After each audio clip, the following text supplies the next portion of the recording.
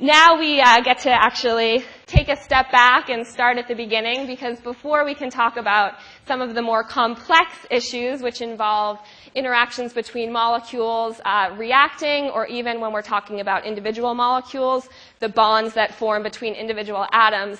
Before any of that, we actually need to establish a way that we're going to describe and think about how an individual atom behaves. And the way that we'll do this is starting with talking about the discovery of the electron and the nucleus here.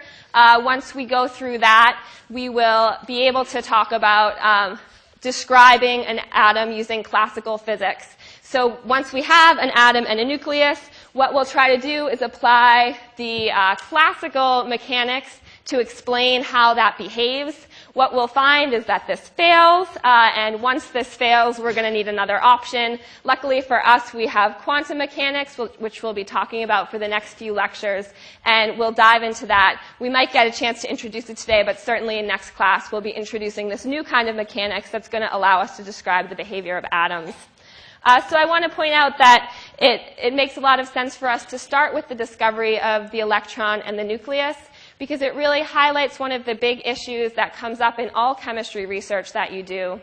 And that is, how do we actually study, or in this case, how do we discover atoms or subparticles that we actually can't see at all?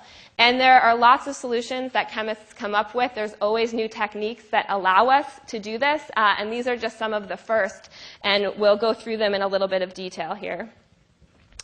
So this all starts in terms of putting it in its historical context at the turn of the century. We said we'd start right in on the 20th century of where chemistry was.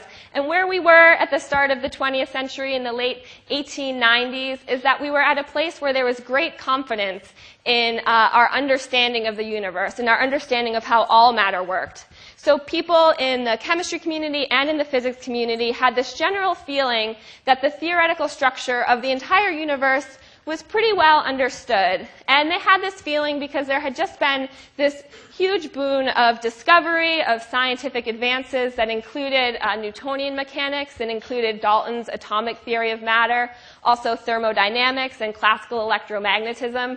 So you can understand they really felt quite confident at this time that we could explain everything that was going on. And in fact, a really telling quote from the time was said by a professor at the University of Chicago. And what he said is, our future discoveries must be looked for in the 6th decimal place. So basically what he's saying here is, we pretty much understand what's going on. There's nothing new to really discover. All we need to do is measure things more precisely.